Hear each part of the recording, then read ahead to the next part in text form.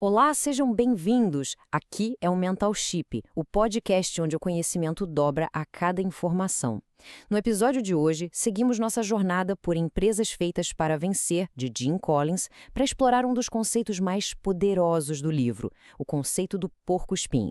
Os links para o livro e para a lista completa de obras analisadas no canal estão na descrição. Se este conteúdo agregar valor, considere compartilhar com alguém e curtir.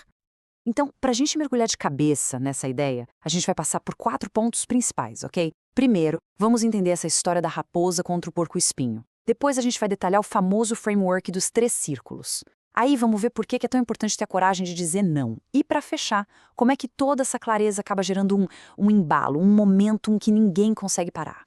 Beleza, então vamos começar com a metáfora, que é, o coração desse conceito todo. É uma parábola grega bem antiga que fala sobre uma batalha. Uma batalha entre o que é complexo e o que é simples. Olha só que interessante. De um lado a gente tem a raposa. A raposa é super esperta, ágil, sabe um pouquinho de tudo, sabe? Ela corre atrás de dezenas de coisas ao mesmo tempo. Só que a energia dela se espalha, fica dispersa. Aí do outro lado tem o porco-espinho. Ele não é todo chamativo, né? Mas ele tem uma defesa que é simplesmente imbatível. E por quê? Porque ele foca em uma grande coisa que ele faz melhor do que qualquer um. Trazendo isso para o mundo dos negócios, é exatamente assim. As empresas que são tipo a raposa, elas se perdem, se afogam em 1000 estratégias. Já as empresas porco-espinho, essas simplificam tudo ao redor de uma única e poderosa visão. Aí fica a pergunta, né? Por que essa complexidade toda é tão ruim para a estratégia? A resposta é bem direta. Porque tentar ser bom em tudo é a receita para nunca ser ótimo em nada. Pensa bem, recursos, tempo, talento, tudo isso é limitado, é finito. E quando uma organização pega esses recursos e divide em 1001 iniciativas, o que acontece? Ela dilui o próprio impacto. A excelência, aquela de verdade, exige um foco, um foco quase obsessivo.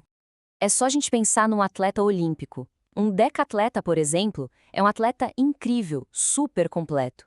Mas ele vai ganhar do especialista, daquele cara que só treina 100 metros rasos, na prova de 100 metros? Jamais. A mesma lógica vale para as empresas excelentes. Elas não saem atirando para todo lado, tentando competir em todos os mercados. Pelo contrário, elas entendem exatamente onde elas podem ser as melhores do mundo. E aí elas dedicam toda a sua energia naquilo. É importante entender, simplicidade não é ser simplório, não é ser bobo. É, na verdade, o resultado de um entendimento muito profundo. Ok, muito bom, mas aí vem a pergunta de $1 milhão. Como é que uma organização descobre qual é essa sua única grande coisa? E aí que a gente entra na nossa segunda parte, os 3 círculos da vitória. Para ajudar a gente a encontrar essa resposta, o Jim Collins nos dá um modelo, um framework, que é super prático e, olha, muito elegante. O processo todo gira em torno de responder a 3 perguntas que são cruciais. A primeira tem a ver com paixão, com o coração da coisa. O que realmente move as pessoas dentro da empresa? O que faz o olho brilhar? A segunda é sobre ser o melhor. Em que atividade essa empresa pode, de verdade, ser a melhor do mundo? Veja bem, não é ser só boa, é ser a melhor. E a terceira pergunta é sobre o motor econômico. Qual é aquele indicador-chave que, se a gente conseguir melhorar, vai trazer o maior e mais duradouro impacto financeiro? E aqui está o pulo do gato. A resposta mágica não está em um círculo só, isolado. O verdadeiro conceito do porco-espinho, a grande sacada, só aparece na interseção, no ponto de encontro desses 3 círculos. É tipo uma clareza absurda, cristalina, que surge quando a paixão, a habilidade de ser o melhor do mundo e uma lógica econômica que funciona se encontram. É ali que está sua arena de excelência. O próprio Jim Collins conta uma história pessoal sobre isso que é muito poderosa. A esposa dele, a Joanne, depois de competir em alguns triatlos, chegou um dia e falou com a maior calma do mundo. Sabe, eu acho que eu poderia vencer o Ironman. E não era da boca pra fora, sabe? Não era arrogância. Era uma constatação. Ela entendeu que tinha a paixão, a genética certa para ser melhor naquilo e mais. Ela entendia a estratégia para vencer. Ela simplesmente achou a interseção dos 3 círculos dela. Resultado, 3 anos depois, ela era campeã mundial. Mas olha só, encontrar esse conceito é uma parte da história. Usar ele como um guia, aí é que o jogo muda. Porque a parte mais difícil de todas é ter a disciplina para abandonar tudo o que está fora desse ponto de encontro. E principalmente abandonar aquelas coisas em que a empresa é apenas boa. E por que é tão perigoso ser bom em algo? Porque ser bom é confortável, né? Dá uma receita, mantém todo mundo ocupado, não parece um grande problema. Só que esse conforto é uma armadilha. É o que impede uma organização de dar aquele salto, de buscar excelência de verdade. Insistir em um negócio que é bom acaba roubando recursos, roubando foco, daquele outro negócio que poderia ser ótimo. Um exemplo clássico que o livro traz é o da Walgreens. Imagina só, na década de 70, eles tinham mais de 500 restaurantes. Era um negócio que funcionava, eles eram competentes nisso. Mas a liderança teve uma sacada. O futuro da empresa, o lugar onde eles poderiam ser os melhores do mundo, não era em comida, era em farmácia de conveniência.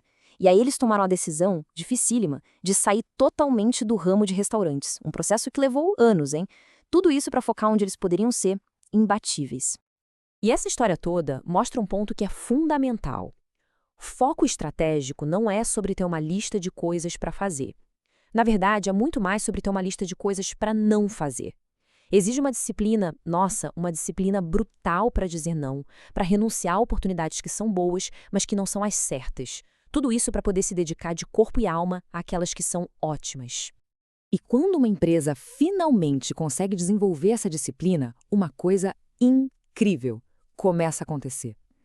Essa clareza de propósito começa a criar um embalo, um momentum, que vira quase uma força da natureza. O Collins chama isso de efeito volante, ou flywheel. Imagina um volante de metal, daqueles bem gigantes e pesados. O primeiro empurrãozinho que se dá nele, mal mexe a coisa. Mas aí, com esforço consistente, empurrando sempre na mesma direção, ele começa a girar, um pouquinho. E cada volta deixa a próxima mais fácil. E mais fácil.